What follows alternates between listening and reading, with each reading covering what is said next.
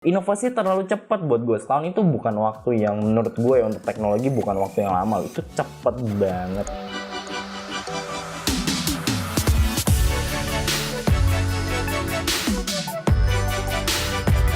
Hey everybody, I'm Dylan Kering again. Call me Lance. So ya, Dylan's Comments atau Dylan's Comments on Technology, segmen dimana gue membahas dan komenin berbagai macam hal seperti review, tutorial, dan news seputar teknologi. Video ini gue rekam pada tanggal 9 Mei 2021. Komsek News kembali hadir dengan beberapa berita menarik seminggu belakangan ini menurut gue. Dan akan tayang pada tanggal 10 Mei 2021. So gimana kabarnya kawan-kawan? Semoga selalu sehat dan baik-baik aja dan selalu semangat dalam menjalani hari-harinya. Nah, Komsek News minggu ini seperti biasa gue akan memberitakan 5 berita yang menarik. Dan gue akan buka berita pertama itu dari Xiaomi nih, dimana kabarnya Xiaomi itu akan merilis tablet dengan pasar flagship ya, yaitu Xiaomi Mi Pad 5 nih kawan-kawan, yang bahkan katanya ngebawa spesifikasi yang cukup gahar. Jadi seperti apa sih spesifikasi yang dibawa sama tablet yang katanya masuk ke pasar flagship, yaitu Xiaomi Mi Pad 5. Kita mulai dari layarnya nih. Xiaomi Mi Pad 5 ini punya rasio ya layarnya di 16:10 dengan resolusi 2560 x 1600 pixel dengan refresh rate sebesar 120 Hz. Chipsetnya salah satu yang terbaik dari Qualcomm, yaitu Snapdragon 870. RAM dan storage-nya masing-masing belum diketahui karena ini baru banget ya, jadi masih rumor. Tapi punya baterai yang katanya 2 buah nih, dimana masing-masing 4260 mAh. Jadi kalau di total sebesar 8520. Nah gimana nih? Dari beberapa spesifikasi yang udah gue bacakan nih ya, kira-kira kawan-kawan tertarik ya sama tabletnya Xiaomi Mi Pad 5 ini? Kalau tertarik, mungkin tunggu aja ya dari kerilisan si Xiaomi Mi Pad 5 ini gitu.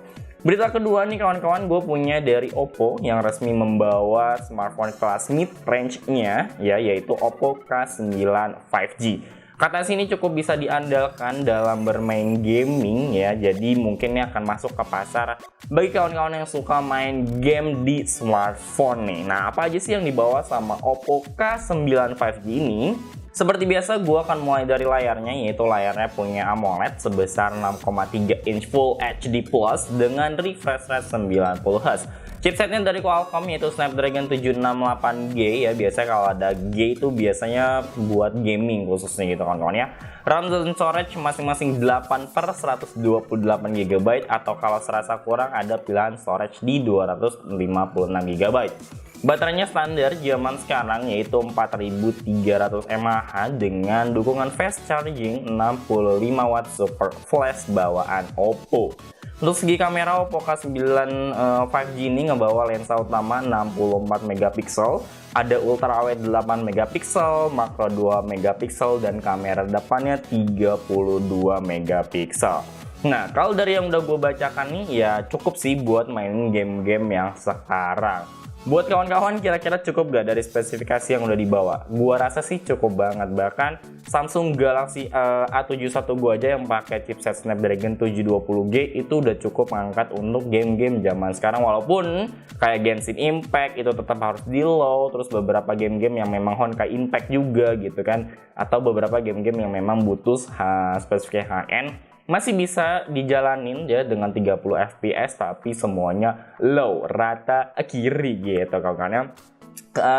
Dan untuk harganya nih gue hampir lupa, yaitu kisaran 4,4 jutaan untuk harga terendah di Oppo K9 5G ini. Jadi ya buat referensi kawan-kawan, apalagi udah mau lebaran beberapa hari lagi ya, jadi bisa untuk kawan-kawan incer dan bisa uangnya disisihkan. Mungkin buat kawan-kawan yang udah pengen beli smartphone baru, boleh dilirik Oppo K9 5G ini. Apalagi udah spesifikasinya udah cukup banget sih kawan-kawan, dan mewah tampilannya gitu ya.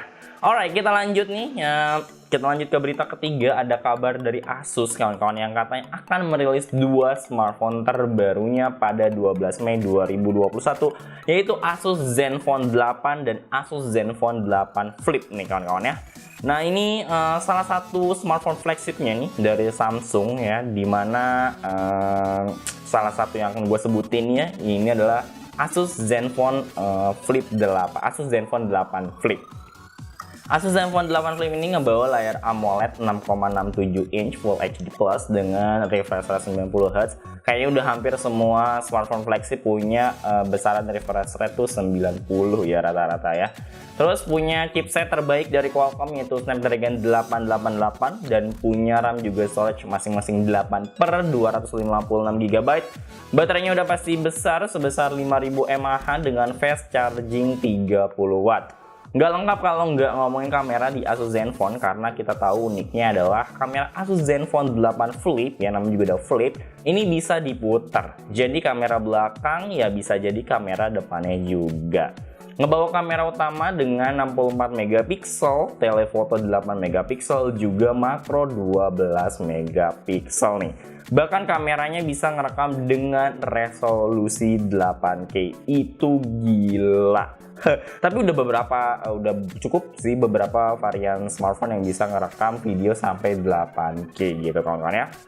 Nah, untuk Asus Zenfone 8 biasa itu adalah varian terkecilnya karena ukurannya juga lebih kecil, baterainya lebih kecil, tapi beberapa spesifikasinya itu mirip-mirip sama Asus Zenfone 8 Flip ini. Dan kawan-kawan bisa baca spesifikasi atau beberapa hal ya, itu gua udah taruh sumber beritanya di deskripsi gitu.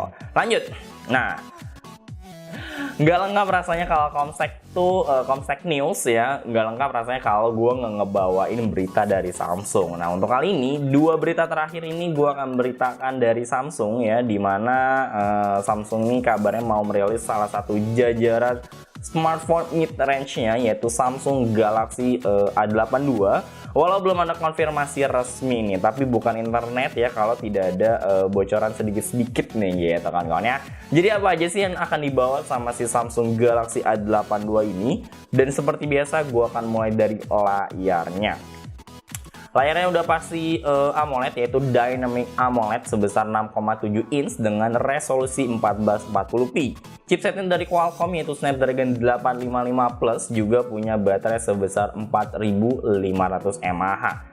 Nah, ini Samsung tuh kayak Samsung Galaxy A82 ini kayak si Asus Zenfone 8 Flip tadi, kameranya tuh bisa diputar gitu ya. Kamera belakang bisa jadi kamera depan. Sebenarnya kalau ngomongin dari beberapa spesifikasinya tuh ini nggak mid range banget. Ini udah masuk ke high end-nya atau flagship-nya Samsung, karena dengan chipsetnya 855 Plus aja itu udah ngerasa mewah dan emang powerful gitu kawan-kawan ya. Tapi belum ada pengumuman resminya apakah ini akan rilis segera mungkin, tapi kayaknya sih kabar-kabarnya akan dirilis di tahun ini.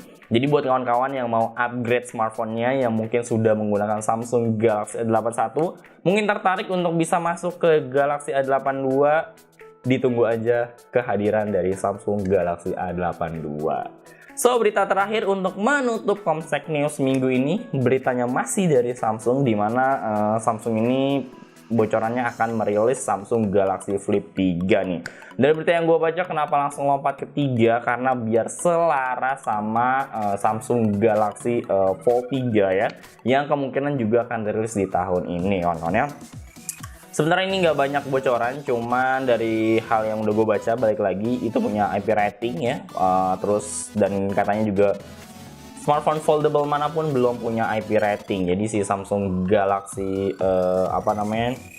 Flip 3 ini punya IP rating gitu. Terus punya banyak pilihan warna, juga disupport sama S Pen-nya si Samsung. Jadi udah bisa dilipat, bisa dicoret-coret juga sama kayak Samsung Galaxy Note, dan itu bakal wah banget. Gue sih lebih nggak sabar sama harganya sih.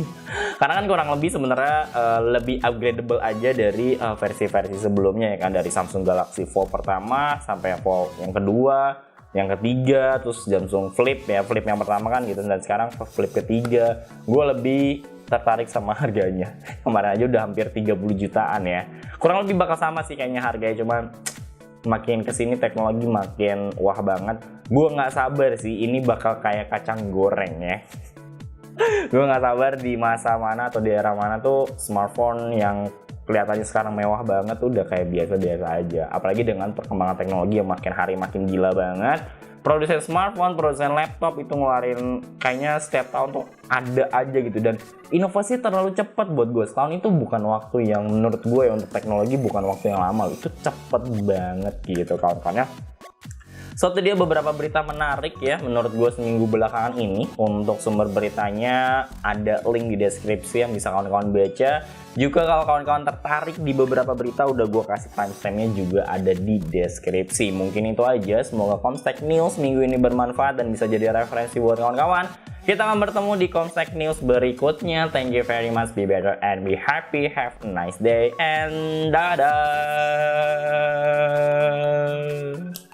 Ding, da, da, da, da, da, da.